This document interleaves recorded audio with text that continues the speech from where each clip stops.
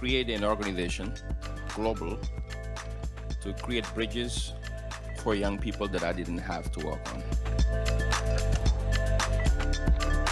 Believing in humanity, but with action, and saying we must hold ourselves accountable and we must do better. We must do better. Comment regarde-t-on le monde aujourd'hui et qu'est-ce qu'on veut qu'il devienne? Comment est-ce qu'on l'imagine?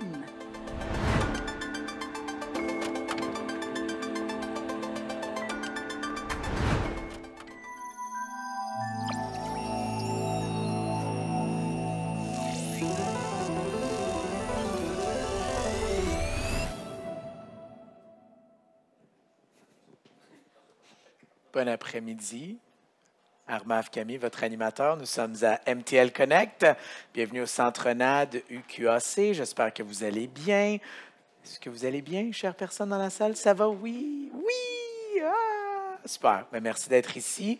Et merci, chers internautes également, qui suivez la programmation de leurs ordinateurs, tablettes, peu importe leur méthode de consommation. Merci d'être ici virtuellement et en personne ici avec nous aujourd'hui. Alors, on parlait de cybersécurité, on va changer la track, on va parler d'éducation et d'inclusion numérique. Et évidemment, la conversation se chevauche toute la journée. Les deux grands sujets sont partout dans les bureaux du NAD aujourd'hui. Donc, il y a des tables rondes, des ateliers, évidemment des conférences ici dans l'amphithéâtre, des panels. Alors, profitez-en, ceux qui sont ici dans la salle, profitez-en et découvrez toute la programmation que nous avons préparée, notamment au 8e étage, un parcours expérientiel vraiment intéressant que je vous invite à découvrir. Est-ce qu'il y en a dans la salle qui sont montés au 8e? Une personne, deux personnes. Est-ce que vous avez vu le parcours expérientiel? Vous ne l'avez pas fait encore. OK. Je vous donne la mission, chers amis, d'aller vivre cette... Non, pas... Oui, maintenant. OK, tout de suite. Non, c'est pas vrai. Allez-y définitivement, découvrir. C'est vraiment des belles installations qu'on vous a préparées. Allez les découvrir. Il y a des lieux réseautage. Bref, on a bien de belles affaires. Également, pas ce soir, j'ai fait une erreur tout à l'heure. Demain soir, on a une soirée de clôture de MTL Connect à la SAT, Société des arts technologiques, une soirée immersive. Il reste des billets. Alors, assurez-vous de vous inscrire. J'espère tous vous y voir. OK.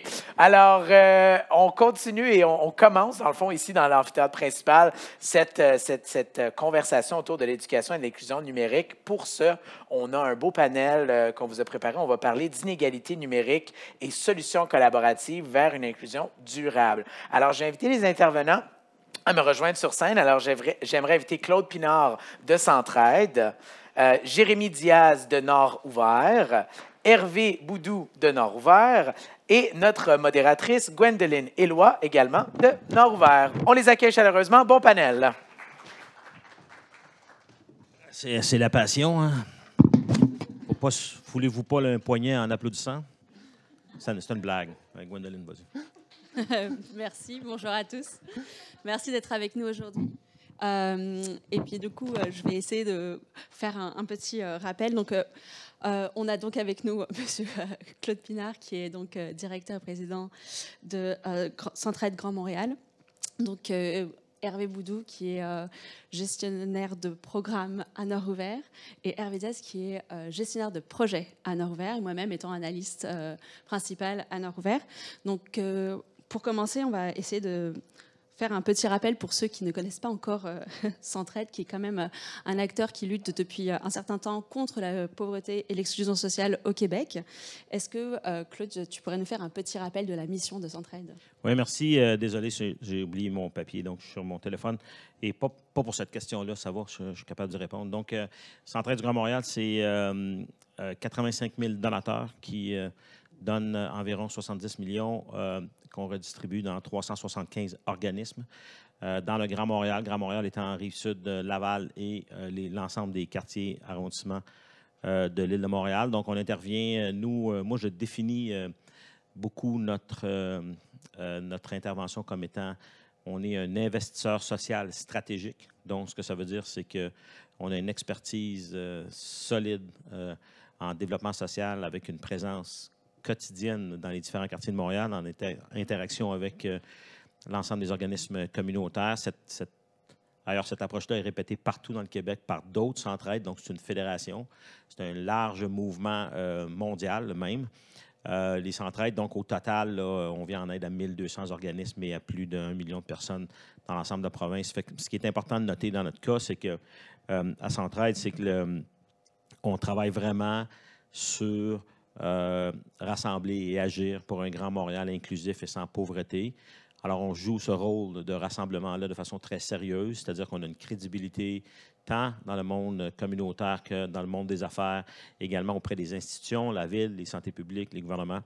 Et ça nous permet donc de pouvoir faire des interventions très précises dans le but éventuellement de s'attaquer au changement de système. Puis, je suis vraiment content d'être ici aujourd'hui parce que, vous savez, quand on demande à quelqu'un en développement social de définir c'est quoi un changement de système, généralement, vous allez avoir une réponse d'à peu près 8 pages.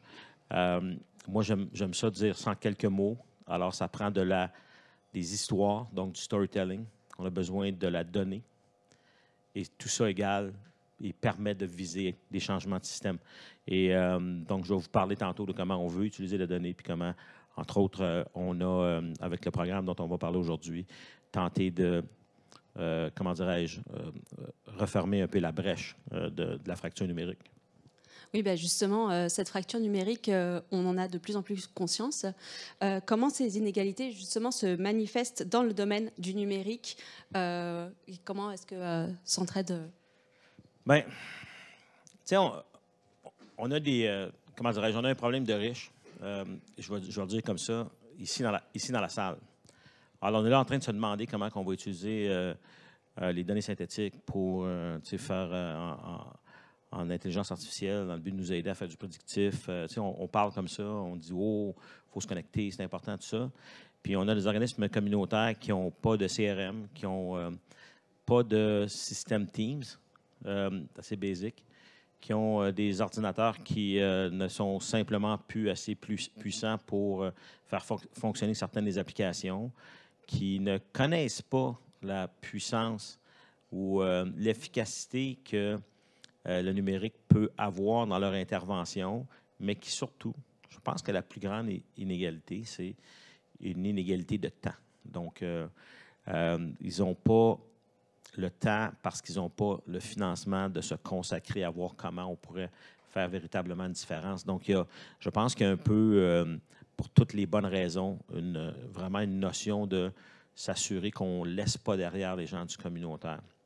Parce qu'eux ne laissent pas personne derrière dans leurs interventions. Tu sais, quand on parlait de CRM tantôt, gestion de données, vous n'êtes pas sans savoir aussi dans la salle que le Québec a montré la voie au niveau de la gestion de la loi 25 et les données personnelles. Donc, imaginez-vous, si vous êtes un organisme communautaire qui, en plus du don de Centraide, a 2500 donateurs, vous avez été subitement obligé d'essayer de gérer ça de façon correcte. Vous n'aviez pas de CRM. Donner des bénévoles.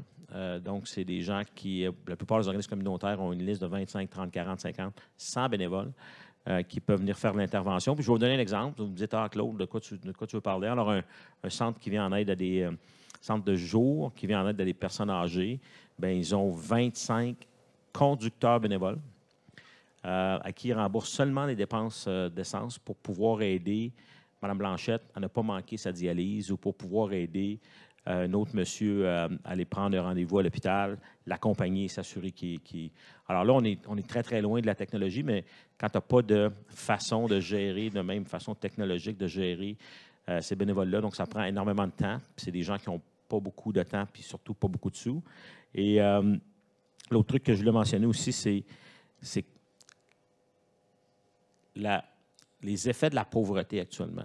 Donc, ce qu'on voit, c'est que les organismes communautaires, tous ceux à qui je parle, ont, dans la dernière année, ajouté un service. Et fait que vous allez me dire, qu'est-ce que ça veut dire, ajouter un service? Bon, une banque alimentaire qui a maintenant une intervenante en santé mentale. Okay? Parce que, et la dame, c'était sur la Rive-Sud, allait se présenter avec la difficulté et était dans une relation toxique. Puis ni elle ni son conjoint n'avaient le moyen de déménager dans un logement parce qu'un, il n'y a pas de disponibilité, deux, ils n'avaient pas les moyens lorsqu'ils le trouvaient. Fait que la Banque alimentaire a dit, OK, on va non seulement aider avec son panier, mais on va également l'aider à, je ne veux pas dire accommoder, mais faire en sorte qu'elle puisse avoir l'aide dont elle a besoin dans une situation particulière comme ça. Fait que quand on parle d'ajout de services comme ça, moi, j'ai parlé dans la presse l'autre jour d'un concept. La presse m'a rappelé en voulant dire, on ne sait pas ce que tu veux dire, on n'a jamais entendu ça, mais pourtant, c'est très simple. On a besoin d'avoir beaucoup de continuums de personnes, pas des continuums de services. Donc, on a besoin, quand vous sortez une personne de la rue et que vous réussissez à la mettre disons, dans un studio au bout de 6 mois, 1 an, cette personne-là doit se réaffilier à la société. Donc, doit rebâtir son lien de confiance envers, que ce soit les institutions, la police, quoi que ce soit, sa famille, les intervenants, tout en travaillant sur elle-même, des fois, pour régler les problèmes de dépendance ou pour régler les problèmes de santé mentale. Ou, donc, vous m'écoutez parler, vous me dites, oui, c'est un peu complexe. Et il faut que cette complexité-là soit ramenée au niveau de la personne. Donc, si vous êtes un organisme communautaire et vous intervenez comme ça, moi, je vous garantis que vous avez besoin de beaucoup de données qualitatives pour vous assurer de ne rien échapper. Alors, quand on parle de fossé, c'est un exemple un peu extrême, mais je pense que c'est un exemple qui est parlant par rapport à ce que le communautaire est.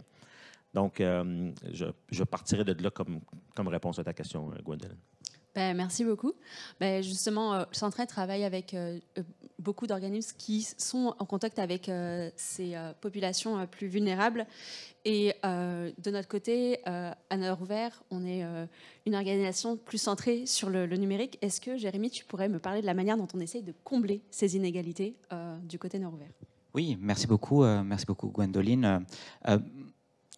Pour le dire un peu rapidement, donc Nord Ouvert est une OBNL en fait composée de 18 personnes, on est voilà, une vingtaine de personnes, d'experts variés, analystes, responsables, chercheurs. Et en fait, on travaille notamment avec différents paliers de gouvernement, mais également des organisations de la société civile. Et parmi ces organisations-là, certains travaillent en première ou en seconde ligne dans la lutte contre les inégalités ou bien participent au développement local et social dans leur territoire ou dans leur communauté.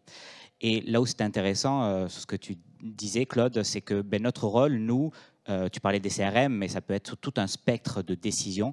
Eh bien, nous essayons de les soutenir et de les accompagner à prendre les bonnes décisions, en tout cas les meilleures décisions pour eux, pour leur donner, parce que c'est la plus petite unité finalement dans leur transformation numérique, mais également tout au long de leur stratégie numérique. Donc, en un sens, Nord Ouvert, indirectement, nous soutenons finalement cet écosystème d'acteurs qui sont en première ligne, afin finalement de les aider à prendre des décisions éclairées, de participer finalement à l'implantation de solutions pratiques et adaptées à leurs besoins ou à renforcer leurs capacités organisationnelles ou individuelles.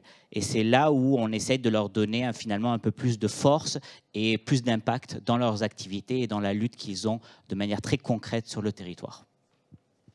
Merci Jérémy.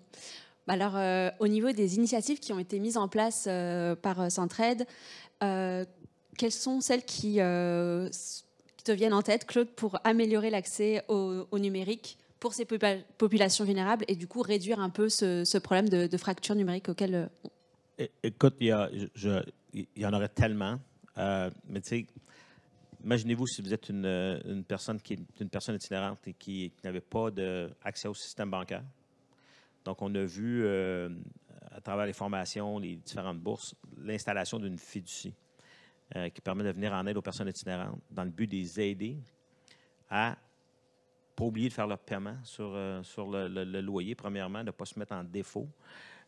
Puis aussi avoir une gestion optimale des différents chèques. Parce que souvent, tu sais, ils peuvent avoir plusieurs sources de revenus, d'État, disons, mais s'assurer aussi que la personne ne va pas tomber en arrière dans ses paiements, puis que ça ne deviendra pas un facteur d'exclusion.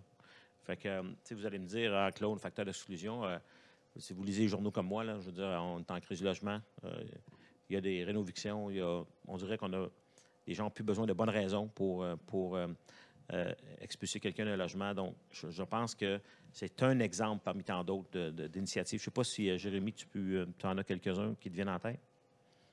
Sur ce cas-là, peut-être qu'on peut parler de DataAid. Je pense que je redonnerai la balle à Hervé. Et en plus, tu me l'avais dit que ce serait Hervé qui parlerait. Alors, Hervé, as-tu 2-3 exemples? Oui, je peux partager des exemples. Je peux aussi présenter un peu plus ce qu'est DataAid. DataAid, c'est vraiment l'idée de combiner les forces de Centraide, sa connaissance du secteur de Centraide Grand Montréal, mais aussi à travers le Québec, sa connaissance du milieu communautaire, son expertise sur l'appui, sur les besoins qu'ont ces OBNL, qu'ont ce réseau de soutien aux personnes les plus vulnérables, et les capacités de Nord Ouvert en termes d'accompagnement, de transformation numérique, de pédagogie, comme l'a mentionné Jérémy. C'est aussi partir en fait, de 3 constats, que la question de vulnérabilité numérique, elle se chevauche avec la vulnérabilité tout court. C'est les mêmes personnes qui font face aux enjeux bien souvent, que ce soit les personnes aînées, que ce soit les personnes immigrantes ou autres. Et dans tous ces cas-là, ce sont les organisations communautaires, comme Claude disait, qui leur viennent en aide, qui sont à la première ligne, qui sont là pour les soutenir. Puis bien souvent, ces organisations communautaires, elles-mêmes sont victimes d'une fracture numérique.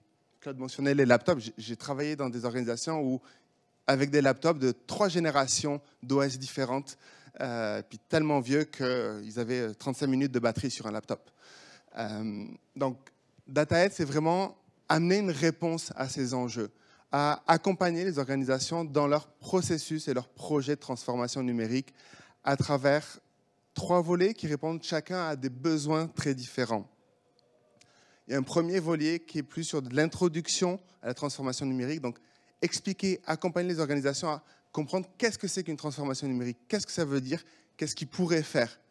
Puis, donc ça, c'est vraiment répondre à ce besoin de qu'est-ce qui peut être fait, puis après ce genre de formation, grâce au soutien du Centraide, il y a une mise en œuvre, une mise en pratique des différents apprentissages. Par exemple, la création d'un site web. Ça peut paraître basique, puis facile pour certaines personnes, mais pour certaines organisations, certains organismes communautaires, c'est 15 heures, mais sur 1 heure ou sur un horaire où ils font déjà 100% de temps supplémentaire. Donc, ils ne peuvent pas prendre ça en plus. Donc, DataAid, à travers ce premier volet, ça a pu répondre à ce besoin-là.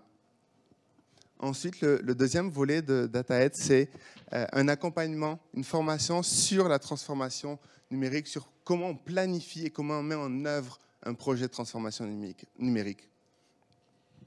Et là, encore une fois, en termes de résultats de mise en œuvre des apprentissages, puis côté pédagogue, de mon côté, c'est 30% d'apprentissage, c'est on écoute, 60% c'est on discute avec les autres, puis 90% c'est on fait. Donc, les personnes qui sont passées à travers DataAid, ces formations-là, qui ont reçu un soutien financier des bourses de Centraide, ont mis en œuvre ce qu'ils ont appris. Donc, le jour où ils changent d'organisation, le jour où ils ont un nouveau projet qui apparaît, ils sont capables de mettre en œuvre un nouveau projet de transformation numérique.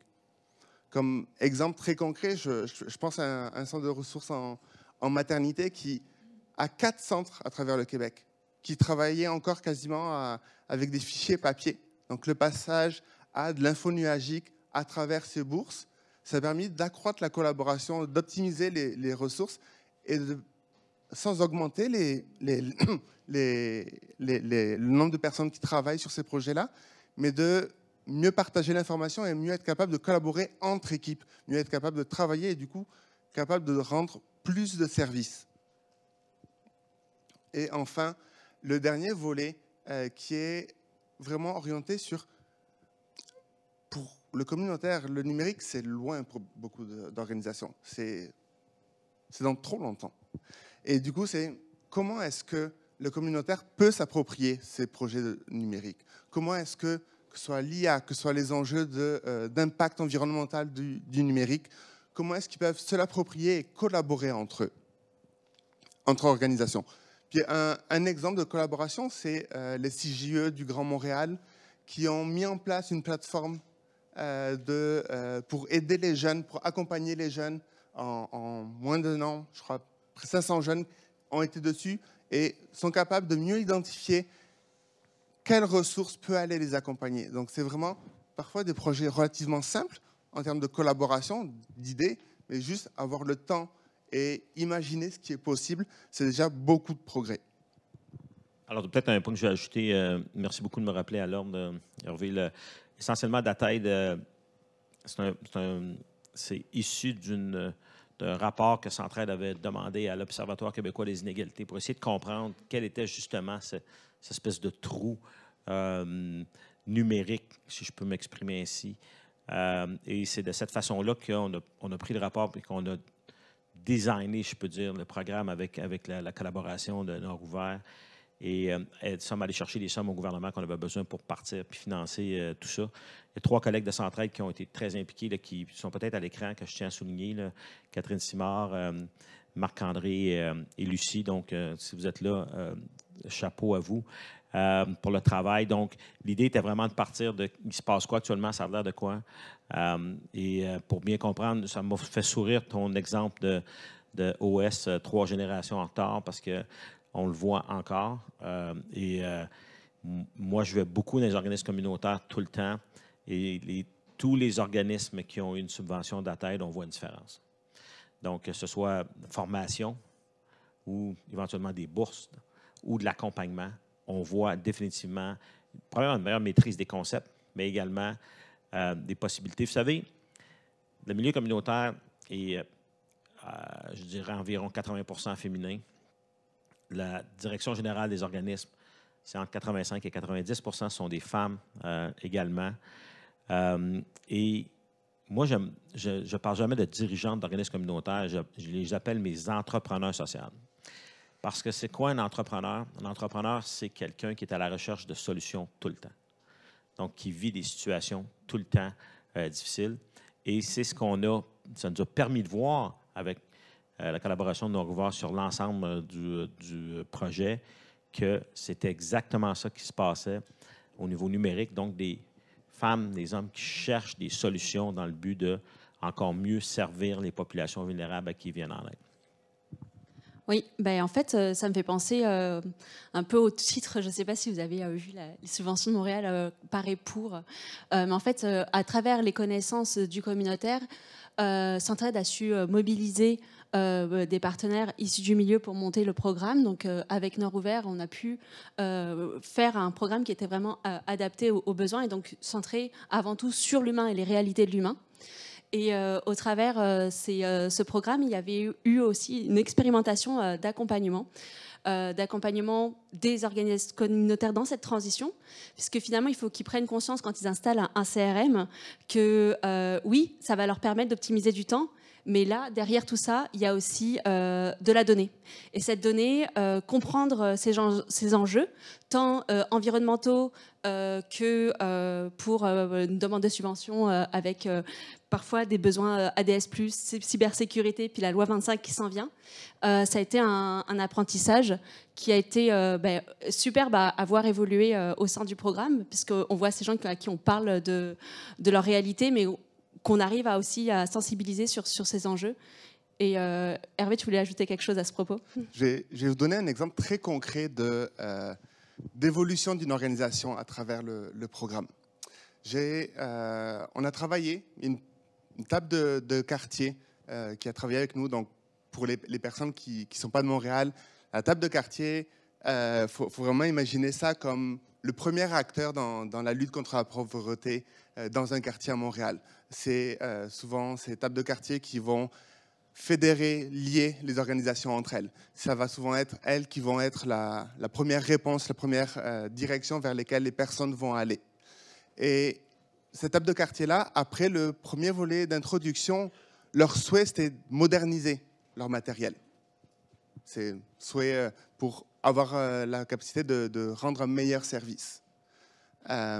Ensuite, après la formation sur la mise en place d'un projet de transformation numérique, ce qu'ils ont fait, ils ont mis en place un CRM à l'intérieur de leur organisme pour pouvoir justement mieux collaborer, mieux partager, mieux répertorier leurs données. Ça a aussi contribué à leur permettre de mieux travailler, d'accroître, de aussi enlever un peu de pression de l'épaule des acteurs du milieu communautaire. C'est vraiment des acteurs qui ont, avec les enseignants, parmi les plus forts taux d'épuisement professionnel et autres. Donc, c'est vraiment des ressources. Ils ont vraiment vu ça comme une opportunité de, OK, outiller les équipes comme on va soutenir, on va s'appuyer les uns les autres.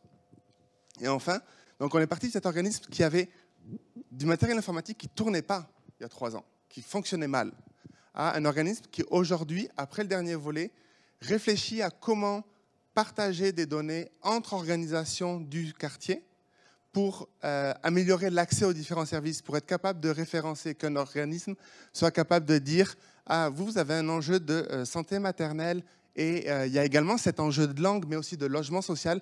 On vous conseille, vous pouvez aller voir telle organisation, telle personne qui va pouvoir vous soutenir. Il y a tel programme qui est en place, qui peut vous accompagner. » Et ils sont même, aujourd'hui, ils espèrent pouvoir mettre en place une utilisation d'une IA responsable, éthique, avec toutes les questions de données, d'accessibilité des données, de confidentialité des données et d'impact environnemental au service de la table de quartier, au service des organisations communautaires du secteur. Donc on est vraiment en 3 ans de programmation, en 3 ans de programme pour cet organisme-là, puis cet exemple-là, c'est vraiment un bond dans leur capacité et dans leur manière dont ils ont pu répondre aux besoins dans leur quartier. Et aujourd'hui, on voit l'organisme qui est capable d'aller fédérer, d'aller collaborer, d'aller partager aussi ce qui peut être fait, partager des exemples et soutenir d'autres organisations de leur quartier. Merci beaucoup Hervé. En fait, moi j'ai participé en tant qu'accompagnatrice à l'époque pour l'accompagnement des OBNL, puisque la puce ressources informatiques, qui est un organisme de formation, était sollicité par Centraide pour rejoindre ce projet de transformation numérique. Et en tant qu'accompagnatrice, je devais les aider à formuler au mieux leur demande de subvention. Et une demande de subvention parce qu'en réalité, les 3 volets du programme DataAid offraient chacune un montant pour permettre aux organismes de commencer, amorcer d'abord la transition, ensuite lui donner une accélération et enfin pouvoir le faire rayonner. Et au moment de ces accompagnements, par moments, je me rendais compte que les organismes, ils n'étaient peut-être pas très habiles pour comprendre comment fonctionnait Teams, mais grâce à ChatGPT, ils commençaient déjà à vouloir rentrer des informations pour les aider à rédiger les demandes de subvention. Donc là, se pose la question de la gouvernance de la donnée. Et c'est là que je vais me tourner vers mon collègue Jérémy, qui est gestionnaire de projet du chantier de la gouvernance des données à Nord-Ouvert. Est-ce que tu peux nous en dire un peu plus ? Oui, merci beaucoup Gwendoline. Je vais parler, on a parlé donc de DataAid, je vais parler d'un autre projet qu'on a au sein de Nord-Ouvert qui s'appelle le chantier de la gouvernance des données. Et en fait, c'est un projet de Montréal en commun qui est une communauté de projets d'innovation dans le cadre du défi des villes intelligentes financé par Infrastructure Canada et piloté donc par la ville de Montréal. Et en fait, dans ce programme-là, ça fait 3 ans qu'on travaille dessus. Comme tu l'as mentionné, et on commence à le voir, on parlait un petit peu des solutions numériques, des liens avec la lutte contre les inégalités. Eh bien, la gouvernance des données joue un rôle prépondérant finalement dans la transformation numérique des organisations. Pourquoi ? Parce que vous, comme nous, finalement, vous prenez des décisions tous les jours à propos de vos données, que ce soit donc pour savoir comment les gérer, les utiliser, quelles données vous allez collecter, quelles données finalement vous allez partager. Et ça, ce travail-là, s'il n'est pas fait de manière intentionnelle, eh bien, il peut y avoir un certain nombre de risques. Donc, nous, notre rôle chez Nord-Ouvert par rapport à ces organisations-là et dans le cadre de ce projet-là, ça a été donc un petit peu d'essayer de accompagner ces organisations pour leur donner un cadre de gouvernance qui soit adapté à leur réalité.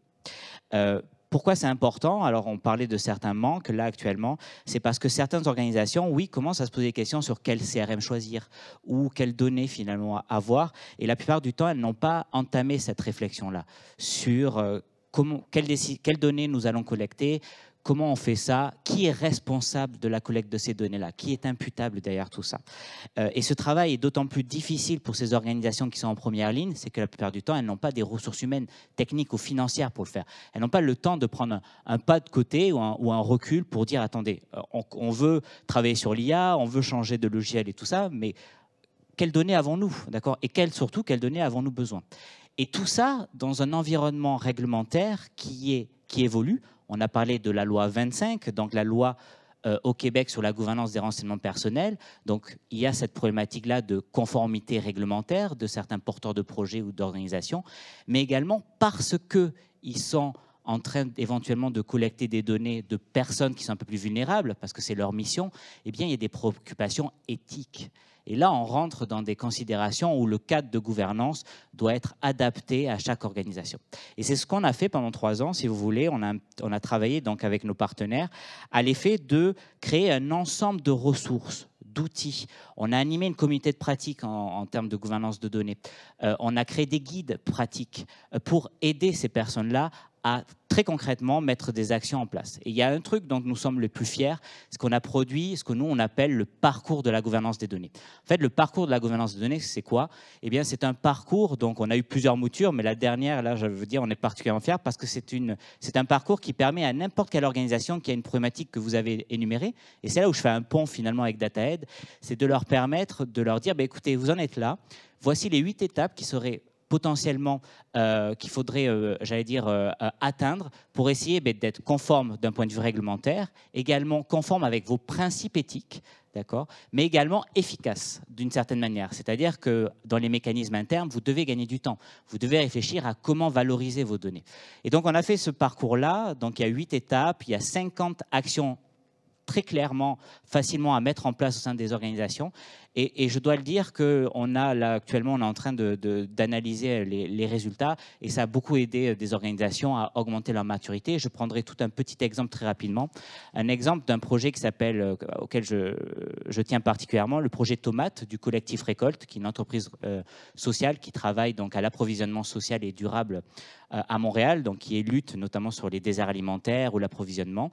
Et en fait, ce projet-là, c'est quoi? C'est la création d'une plateforme pan-canadien qui vise finalement à ce que des personnes qui sont en situation d'insécurité alimentaire n'utilisent plus des coupons, j'allais dire papier ou une information papier, mais utilisent des cartes et puissent aller dans des épiceries solidaires finalement pour récupérer des denrées alimentaires dont ils ont besoin.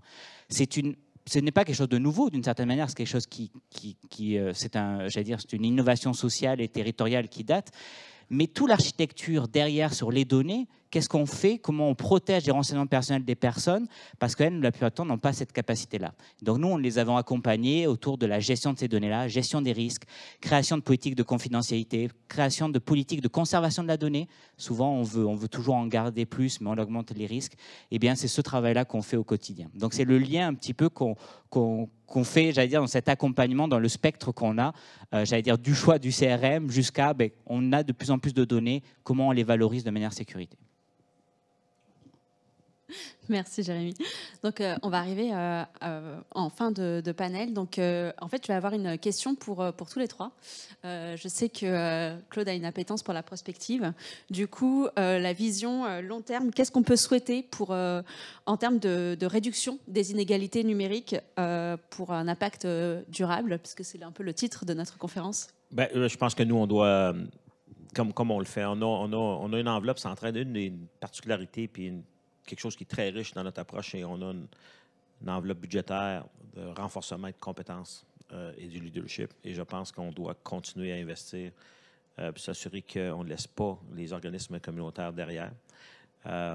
Particulièrement dans la question de la transformation numérique, je pense que le fossé est toujours là, les inégalités sont là, puis je pense qu'elles vont s'accroître avec les différentes conversations qu'on a. Pour notre part, sur 113, c'est vraiment... nous, on a l'équivalent de 4500 heures par année, donc c'est 3 jobs à temps plein de temps, de qualité avec des dirigeantes d'organismes communautaires. Donc, c'est la valorisation de cette donnée qualitative matchée avec, naturellement, de la donnée quantitative et en plus des histoires comme Hervé comptait tantôt, ce genre d'histoire-là qui viennent informer un peu comment on pourrait éventuellement faire des changements dans les différents systèmes. Et je pense que ça va beaucoup nous occuper dans les prochains temps. Et même, puis là, je ne veux pas mettre la charrue devant les bœufs, mais on regarde très attentivement la possibilité de faire du prédictif. Donc, essayer de comprendre comment, avec la donnée synthétique, comment on peut voir le mouvement de la pauvreté plus en accéléré. Vous savez, traditionnellement, la pauvreté dans les grandes villes comme Montréal, c'était concentré dans les centres-villes, donc dans les quartiers centraux. Maintenant, on voit que ça se déplace un peu partout. Je parlais à quelqu'un de Laval ce matin, un intervenant, quelqu'un qui fait l'intervention de rue. 50 personnes par soir qui se présentent au refuge et qui n'ont pas d'endroit. Alors, ils font un tirage. pour savoir qui va en mesure de demeurer. Donc, je pense que on a besoin de s'occuper de notre monde. On a besoin, naturellement, ce n'est pas une solution numérique demain matin, c'est clair, dans ce cas-ci. Mais je pense qu'on a besoin de faire en sorte que les enjeux sociaux bénéficient de la capacité qu'on a de voir comment les mouvements de pauvreté vont bouger. Fait qu'on va passer beaucoup de temps là-dessus dans les prochains temps. Merci. Hervé Oui, merci. Je pense qu'une des visions, c'est vraiment ça. Comment est-ce qu'on peut, pour moi, amener à accroître la collaboration entre organisations dans cette perspective du numérique? Comment est-ce que les organisations peuvent partager leurs ressources, partager leurs pratiques, partager leur utilisation du numérique? Vraiment cette idée de communauté de pratiques, d'échange. Puis pour ça, il faut qu'elles-mêmes, que les employés, que les personnes, les organisations soient capables de fonctionner normalement, d'avoir ce matériel, d'avoir ces connaissances et ces capacités. Puis aussi, pour éviter d'arriver à... Une organisation demande à... On va reprendre ChatGPT. ChatGPT qui écrit-moi cette demande de financement, puis de l'autre côté, des bailleurs qui utilisent ChatGPT pour analyser les demandes. Là, on arrive sur un cercle qui a un impact environnemental énorme, puis qui enlève l'humain dans cette discussion de ce paradigme. Donc vraiment, cette idée de collaboration, accroître et continuer le renforcement de capacité des organisations. Merci Hervé. Jérémy? Oui, peut-être très rapidement, et je pense que je vais faire le lien, mais si on veut continuer à renforcer les capacités finalement de cet écosystème d'acteurs territoriaux qui œuvrent finalement à la réduction des inégalités, au développement social et tout le monde du communautaire, et surtout qu'on a une longue tradition au Québec par rapport à ça. Je pense que, moi je dirais, un objectif à très assez court, moyen-termiste, c'est peut-être éventuellement de favoriser la mise en place de partenariats de données ou de pôles de données. Et ça c'est important, on voulait faire du prédictif, on veut avoir plus d'informations, on veut recouper un certain nombre d'informations, on veut entraîner des IA, etc. etc. Là-dedans, il y a beaucoup d'enjeux. Je ne vais pas rentrer dans les enjeux de souveraineté ou même les enjeux d'utilisation de ces données-là. Et je pense qu'il serait important qu'on arrive à travailler ensemble dans cette voie, en adoptant bien sûr une approche coopérative pour essayer donc d'exploiter le potentiel d'une diversité d'acteurs. Alors il y a beaucoup de freins, bien entendu, souvent il faut aligner nos visions, il faut trouver parfois de nouveaux modèles, des modèles opérationnels, même des modèles d'affaires pour essayer de savoir qui finance ça. Mais je crois que tu mentionnais tout à l'heure les fiducies. Voilà, nous on a travaillé par exemple sur des modèles de fiducie de données également. Comment est-ce qu'on met en commun un ensemble de données d'acteurs pour créer ces éléments-là? Et je pense que si on a ces bases de données-là ou ces pôles de données-là, on aurait une base solide d'informations pour tester de nouvelles solutions ou encore orienter des politiques ou même essayer de créer encore une fois du commun, et là on serait dans la coopération. Et c'est super important ce que tu dis. Nous, on est rendu là par rapport aux les différentes... disons, je veux parler de Montréal spécifiquement, là. Mais on fait, naturellement, on achète en fonction des découpages précis de ce dont on a besoin pour le travail. Beaucoup de données de StatCan.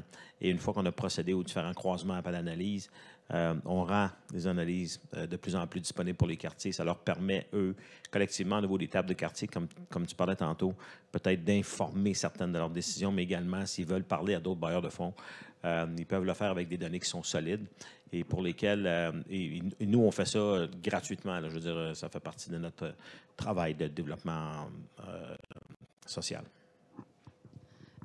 Merci beaucoup. Merci à tous pour votre écoute. On va prendre quelques questions.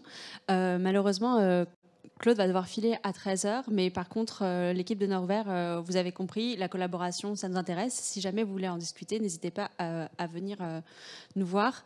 En fait, je pense que je voudrais aussi d'abord remercier Montréal Connect pour nous permettre à tous d'avoir cette opportunité justement d'échanger et justement de pouvoir collaborer.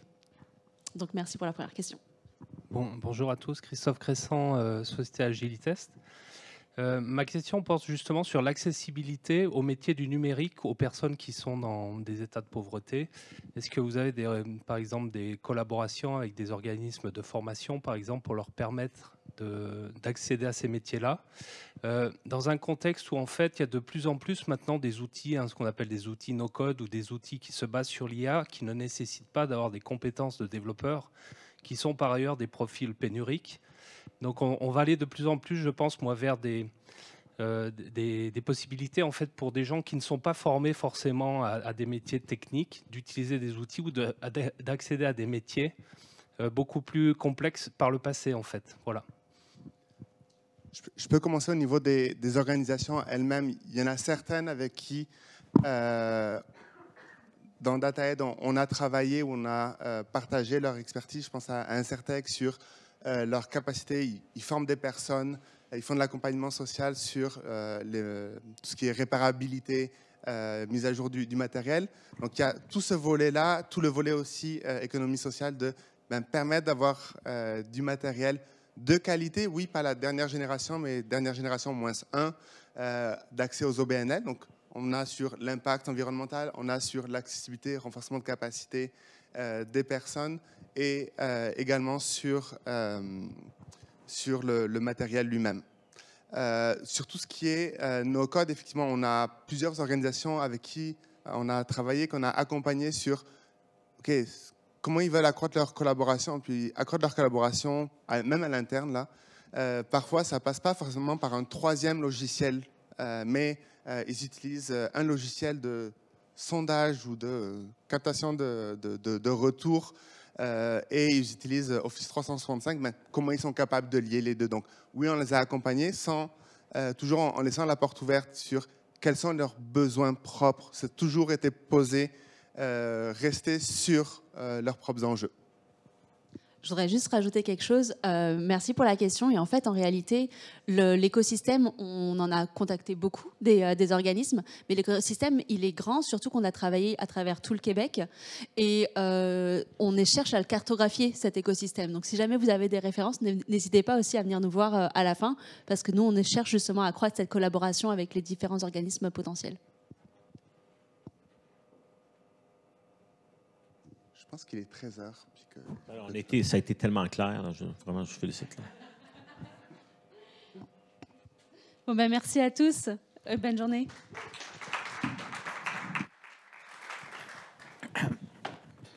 Merci beaucoup. Merci. Merci. Merci. Merci beaucoup. Merci à vous. Alors, encore une fois, merci à Jérémy, Hervé, Claude et notre modératrice Gwendoline pour ce beau panel. On va prendre une petite pause, 5 à 10 minutes. Si vous désirez sortir, évidemment, la sortie est à droite. Merci pour votre participation. Si vous voulez être ici pour le prochain panel, vous pouvez rester ou quitter et revenir par l'entrée ici à ma droite. Alors, sur ce, bonne pause. Et chers internautes, on se dégourdit les jambes, on bouge devant notre ordinateur, on fait quelque chose d'autre. On revient pour le prochain panel dans quelques minutes. À tout de suite. Bonne...